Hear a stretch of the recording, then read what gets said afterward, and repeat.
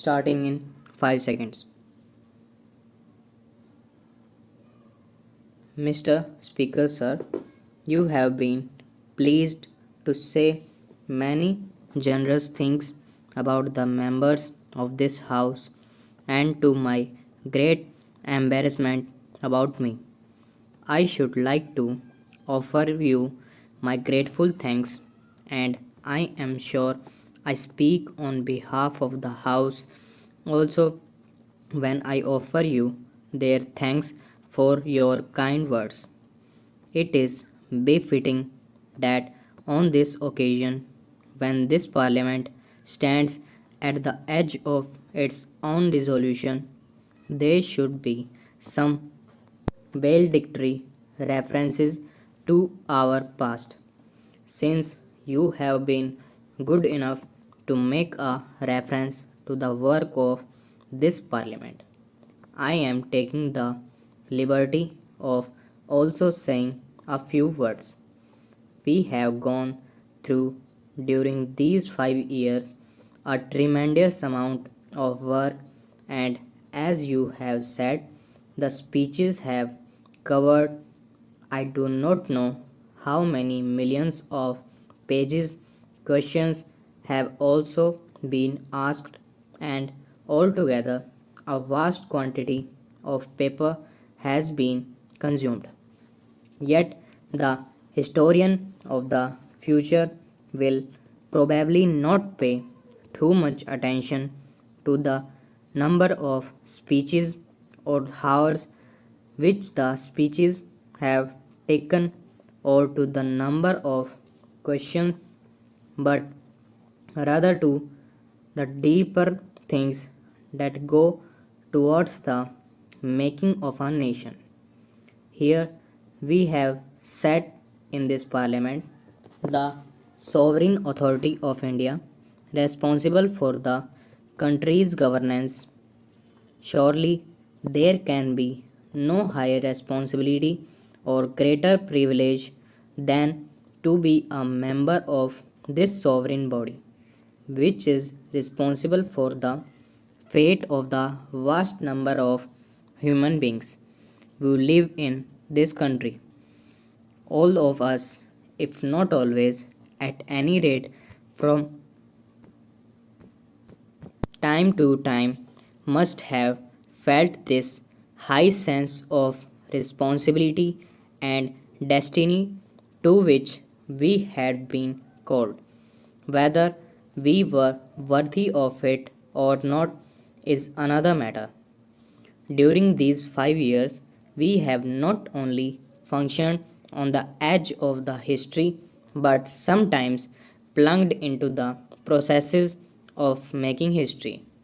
We have lived here as indeed per people have lived all over the world at a moment of greater change and transition, of fast upsets and revolutionary processes. Not only have we been part of that world drama, but we have had our own drama also. It would be interesting for someone to take a rather distant view of the drama of these 5 years and more, not being lost in the innumerable confusing details, but seeing this broad current of history. We chose this system of parliamentary democracy deliberately. We chose it not only because, to some extent, we had always, though on those lines previously, but because we thought it was in keeping with our own old traditions, not the old traditions as they were, but adjusted to the new conditions and new surroundings. We chose it. Also, let us give credit where credit is due because we approved of its functioning in other countries, more especially the United Kingdom.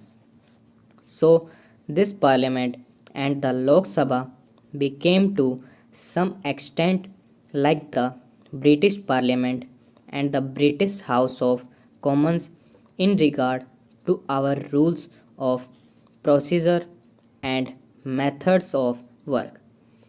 Parliamentary democracy demands many virtues. It demands, of course, ability. It demands a certain devotion to work, but it demands also a large measure of cooperation, of self discipline, of restraint. It is obvious that a house like this cannot perform any functions without a spirit of cooperation, without a large measure of restraint and self discipline in each group. Parliamentary democracy is not something which can be created in the country by some magic wand. We know very well that there are not many countries in the world where it functions successfully. I think it may be said without any partiality that it has functioned with a very huge measure of success in this country. Why know so much? Because we, the members of this house, are exemplar of wisdom, but I think because of the background in our country and because our people have the spirit of democracy in them, we have to remember what parliamentary democracy means more so in this time of change and ferment than in ordinary times. Even when the old order is good, it has to yield place to a new one. Lest one good custom should corrupt the world, change there must be, change there has to be, particular in a country like India, which was more or less changeless for a long time.